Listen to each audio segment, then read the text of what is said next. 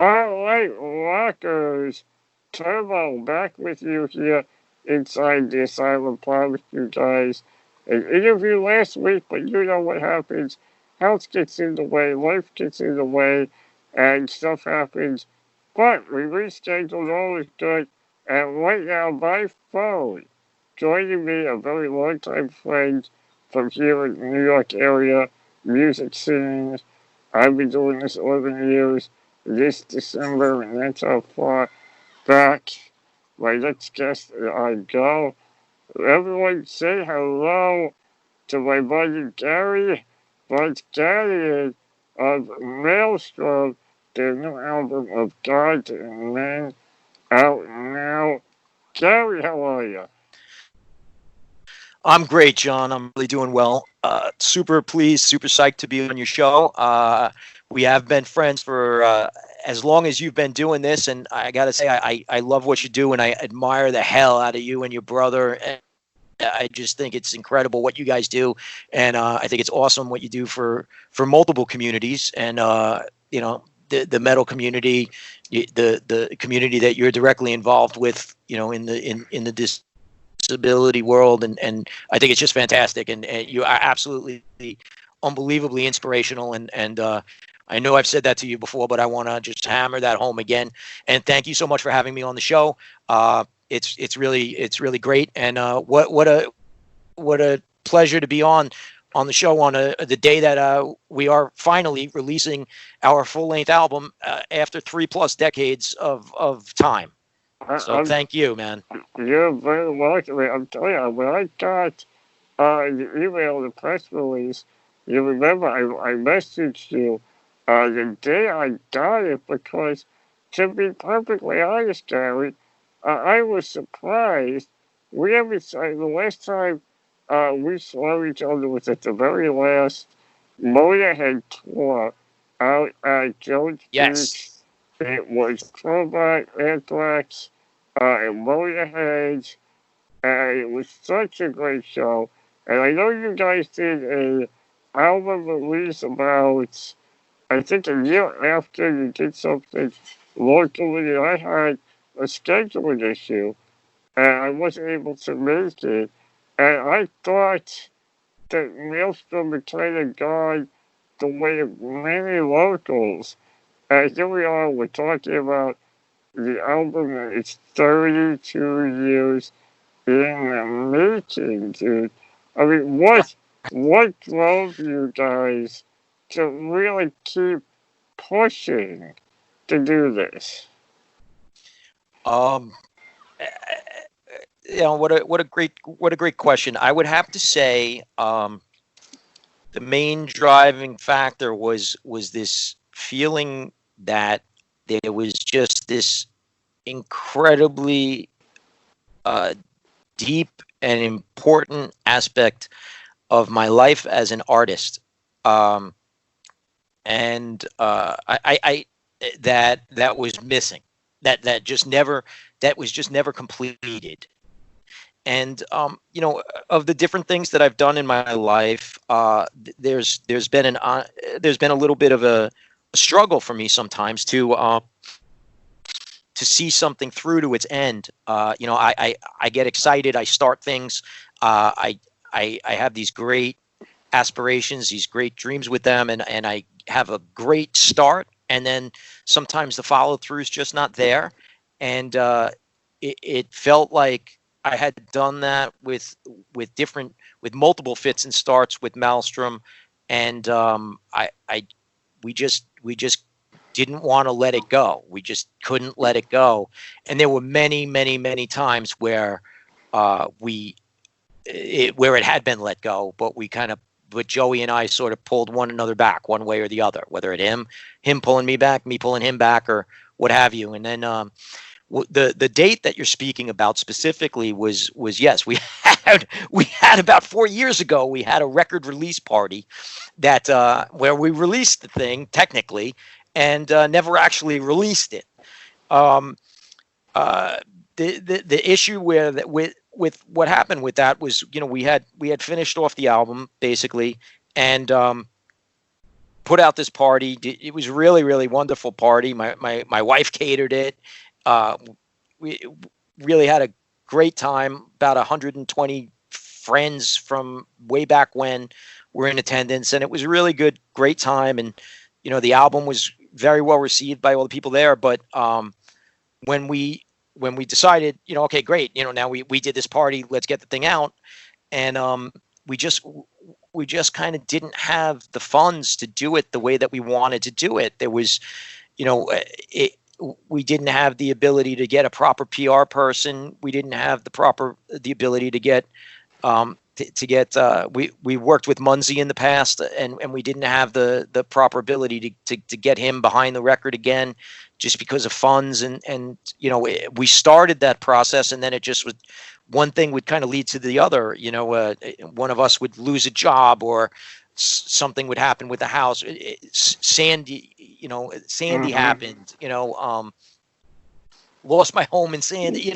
There was just one thing after the next, sort of happened, and again the album got backburned, and we sort of, got burnt a little bit, on it. But at the same time, I mean, Joey and I are, very, very tight friends, and we talk and text all the time. We don't get to see each other as often because he's moved to Connecticut, but it was always there in the back of our heads, like, this thing's still sitting.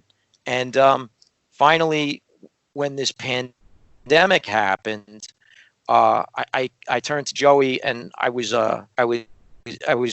had been just set up to buy my company, and it was late March, middle of March, something like that, March 19th or 17th, somewhere around there. And I said to Joe, I said, I don't think there's ever going to be a time better than this to put this thing out, because the world needs something new, something fresh, something they can just kind of like escape a bit. And it's the one time in our lives where not being a touring band is an advantage, because all of the touring bands out there had to postpone their release because they don't have it doesn't make sense for them to put out the album and then back it with a tour normally that they can't go on. So us being really not a touring band, but really concentrating mostly on honestly just getting out this particular piece of work as best as we could, and supporting it, as best as we could from terms of, behind the computer and through the internet and merch and that kind of stuff. It was one probably time in the entire world where it was an advantage to not have to tour. So we said, all right, let's do this. And here it is. It's finally out. Yeah, I mean, it is a very rare occasion, because I've had this with so many albums. For the debut album from her Chariot Awaits was supposed to be out like 2 weeks ago, when it just came out today. The Lamb of God pushed their album release from the beginning of May to the second week of June, and now that tour has been moved to next year.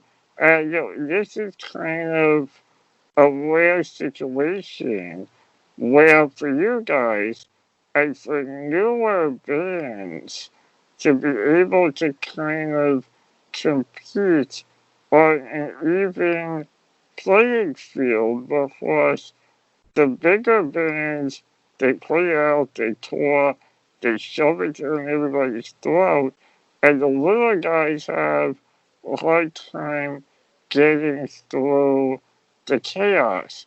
Where right now, as you said, this is a rare situation where everybody is on even ground. Yes, and absolutely.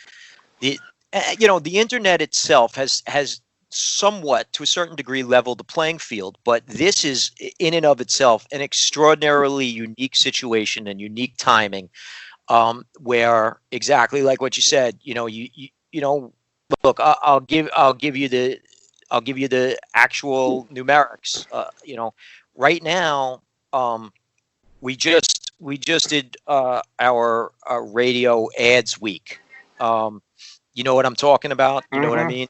Okay, Yeah. so and we work with Munzie from Skateboard Marketing, and so we just did our ads week, and the results of our ads week was on NACC and Metal Contraband. We were a very solid number 3 on both, most added in the country, and we were the only independent self-released record on the entire chart. Mm-hmm. Right. So So yeah, that says it right there that this particular pandemic is, not that we're downplaying it, not that we're saying, it shouldn't be ignored, but in the aspect of the oh, music absolutely. industry, This is yeah, just what you're saying is exactly true. It's the simple fact. I'm not, there's no offense taken at all. I mean, that was honestly part of the reasoning. right. I mean, look, I didn't, if I had to go up against, Lamb of God, and and I say up against, but I mean, yeah, ultimately, hey, it's all metal. We all just want to, enjoy it and be good. But there is an aspect of, let's say, competition for, for the ears of the public. You know what I'm saying? Mm-hmm. That's just a simple fact. But if I had to go up, you know, let's say you had the Testament record hitting at the same time and Lamb of God hitting at the same time, and you know. And all the other releases that were probably scheduled for this time, saying it would be a much harder playing field. So when we talked to Munzie and John Freeman about this, when Joey and I presented this idea to them prior to bringing them on board, even we said, what do you guys think? Do you think that this is a good time? And both of them basically agreed. Wow, yeah, this is actually, this is the one time that you guys not having to tour is an advantage. Let's do it. And that Mm-hmm. was, that was it. Yeah, I mean, Finally. right, finally. And once you and John, you're both great guys, and they're both of them for years, and they're both straight shooters. They're not guys that would have said to you that we're going to do this. Yeah, it sounds like a great idea without it actually being like a great idea. They're great guys. They're great people to work with in the industry. And it's 100% truth. This is the time really to put the music out there because everybody's looking for the new music, regardless of who's putting it out there, because there are no live shows right now. So for you guys to have this album finally come out is perfect timing. And, to get back to the album, of course, Rockers, is of gods and men. And, there's so many aspects on the album itself regarding rock and roll. There's elements of thrash. There's elements of progressive. There are power metal elements. Is that just something that's kind of came to be, or did you plan that as a way of saying, look, we were influenced by all of these, so rather than explain it, we're going to show it to you. Um, it's honestly, it's both, because when we started back in '88, we kind of hit at the height of the thrash metal scene. That's when we all grew up. The four of us that were playing together, that comprised the original Maelstrom band. I mean, I saw the Rain and Blood tour 3 times. I actually headbanged into Kerry King spikes. So I mean, Oof. it was, but Maelstrom, uh, Maelstrom sort of took, although we're from the New York area, Maelstrom sort of took more of a Europe to our approach and our influences, heavily influenced by Creator, Destruction, um, even Canadians, Voivod, Canada Voivod, Celtic Frost. Me personally, very, very influenced by the band Sabat and the vocalist Martin Walkier, who went on to do Skyclad. Mhm. And early on, Millie from Creator was a very big influence on me. But the band, we definitely took a more of a European slant towards things. And Joey is also very influenced by a lot of the neoclassical players. Uh, uh, Jason Becker, Marty Friedman, Yngwie, also Steve Vai. So he's very, very influenced by those players and by classical music as well. Now we never, Maelstrom was much more about creating a theme and evoking an emotion and creating a visual soundscape, something that you could picture and see in your mind as you were listening to it. Joey and I sort of coined the term for us, cinemetal, cinematic. Basically, it's sort of more soundtrack driven, more movie driven, film driven. So like it. So basically, when you consider that, and you consider that the main idea behind what we're doing is to craft a story and then tell that story in in in not just lyrics but also in music and in the way that I utilize my voice and voicings and the way that I use words and the artwork that we use to create this whole body of work, this whole piece to tell a story. There's no reason to just say, okay, well, we're a thrash band, because thrash doesn't tell the whole story for us. Death metal is great, but death metal doesn't tell the whole story for us. Power metal doesn't either. None of these things told the highs and the lows and everything in between the way that we wanted to evoke an emotion from someone. So within the confines of any one song, you will have traditional metal, power metal, thrash metal, doom, and not every song has all of those factors, but I hear a couple here and there, and some certainly will have. We were certainly never a doom metal band, but Lament of the Fallen has a doom kind of funeral doom feel. We started out kind of as a thrash band, and Predestined definitely has a thrash band, kind of thing, but it also has elements of death metal in it. That was followed as not much. That's from the demo days. And Ancient Art has a very proggish feel, but it also has a breakdown that's completely death metal. So it's and Sunrise is very much power metal, but it has thrash and death metal in it as well as total highfalutin glory choruses and stuff. It's really, for us, really all about what drives and tells the story, vocally, lyrically, and just as importantly, musically telling the story, so that you picture all those things in your head and in your mind, and through those things we evoke the emotion out of you that we want to, just the way a good storyboard artist and director and writer will of a movie, and the way a good author will of a book. That's what we are going for. So it's whatever it takes to make that work is what we'll do.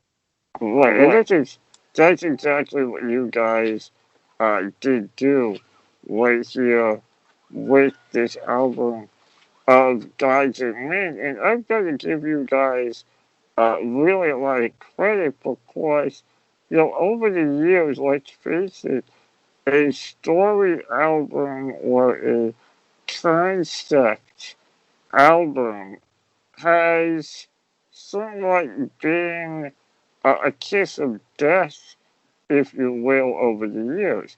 You go back and you look at Kiss's The Elder album. musically, it's a great album. Conceptually, story-wise, it went over so many people's heads. The Right. same thing with Judas Priest, with Nostradamus. Nostradamus. Yeah. Right, and even Dream Theater's The Astonishing, which is a great album and was a great live show. The idea of a concept album or its story for an album is so risky. And for you guys to do it out of the gate, first album is like balls of steel, I guess. Yeah. Well, I really appreciate you saying that, but honestly, I couldn't. I always wrote conceptually. It was just very natural for me to want to write a story. I was always into fantasy kind of stuff, and it was very natural and normal for me to write a story based album. I'm also I'm a graphic artist, so the art tying in very conceptually with each song and how it drives the stuff uh, visually forward was all very natural for me to do. Um, Even the stuff that we did off of the second, excuse me, after the second demo, because all of this stuff that you're hearing right now has its core roots in our original demos. They've obviously been rewritten and retooled and reworked and obviously re-recorded, but they still have their core roots in the original two demo tapes from 1989 and 1991. Um, those tapes, especially the second one, which is called "This Battle to Make History, Yet History Never Comes," that got us kind of popular in the underground scene. And that album, I mean, excuse me, that demo tape, the four songs that are on that are very, very similar to what you're hearing still now to this day.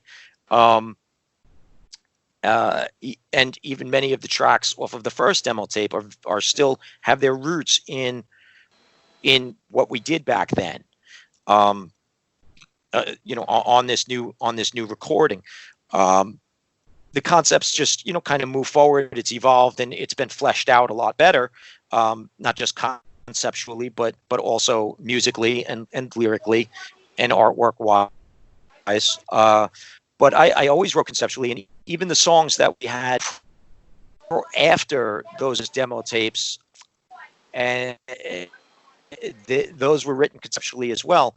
I was actually writing a three concept album over the course of 3 albums, essentially, when we broke up. Gotcha, right. So this essentially was started from day one. It's just been a 30 years to finally get it to the three-part act as a whole album that's That's finally come into that's play correct. with gods and men. I related to there's just something for everyone on this album, and I really think that that's something different that will make it stand out to the rock and metal community because when you really break it down, we all always listen to different stuff. None of us are purely thrash or purely power or purely progressive. We've all listened to everything over the years. So something like this, I feel is a great first release because it shows what you guys not only have done for 32 years, but what the future still holds for Maelstrom as a whole. Well, thank you. And that's interesting. I've done I've done a fair amount of interviews today, and one thing that's come up from everybody is what does the future hold for us, which I think is a very it's a very interesting question, but it's also one that I can't completely answer because right now you know, I've been Joey and I have lived with these 10 songs for 32 years. Literally lived with these 10 songs for 32 years now. In different variants and different variations, and there's already been several different recordings of that have been released of many of these songs. Because we put out an EP back in 2008, so 3 of these songs are on that EP. The EP called It Was Predestined, Arised, and A Futile Crusade are all on those. But all 3 of those songs are now somewhat different on this album.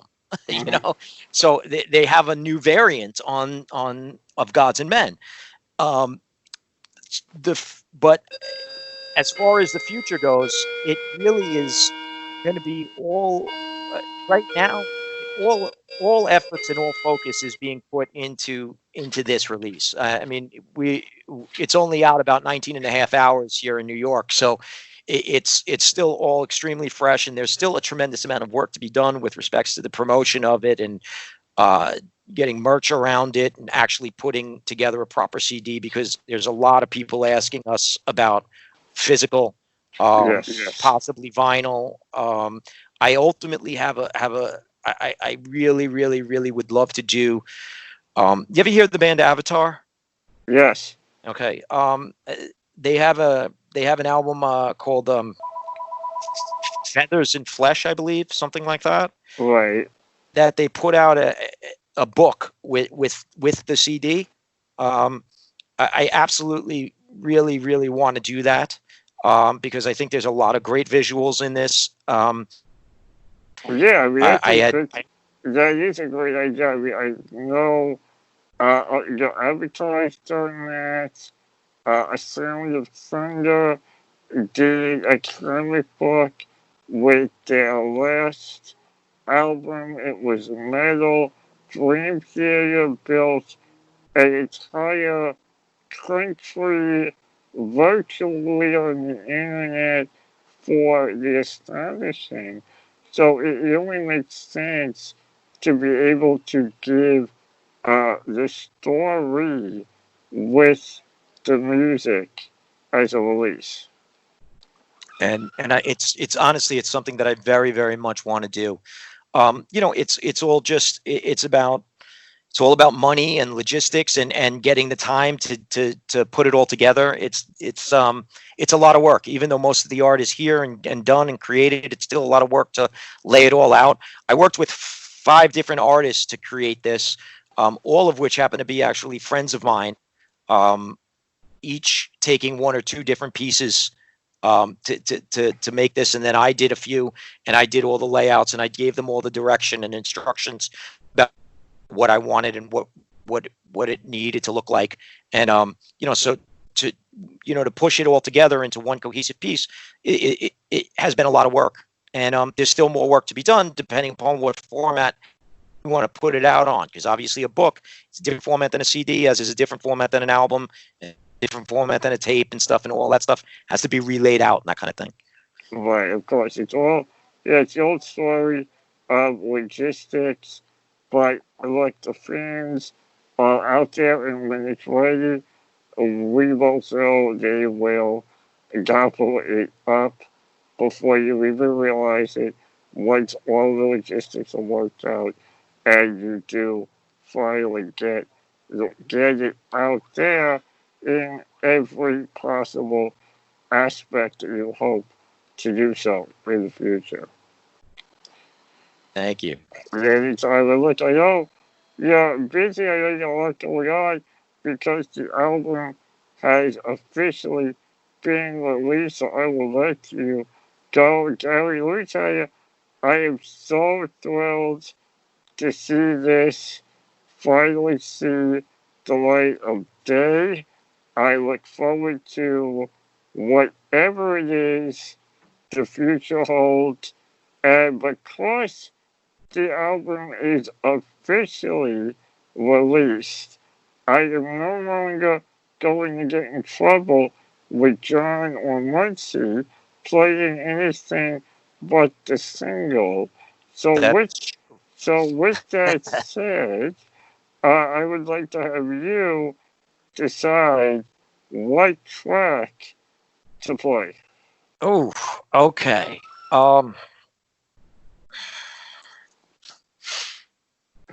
what? All right. You want to play the track that no radio station's going to touch? Go for it. Whatever Place you say, I will play. play Sunrise because it's 12 minutes and 36 seconds and no radio station's going to touch it. So Well, you be one of the few. I will do that right now. And the thing is, Gary, I always play epics. I am not afraid of turn lengths. So I Awesome. mean, Gary, it's great talking with you. I look forward to so much more. Rockers, get out there, buy Of Gods and Men from Maelstrom right now while you're listening to the 12-minute epic Sunrise, a lullaby to the gods. Was you inside the asylum with your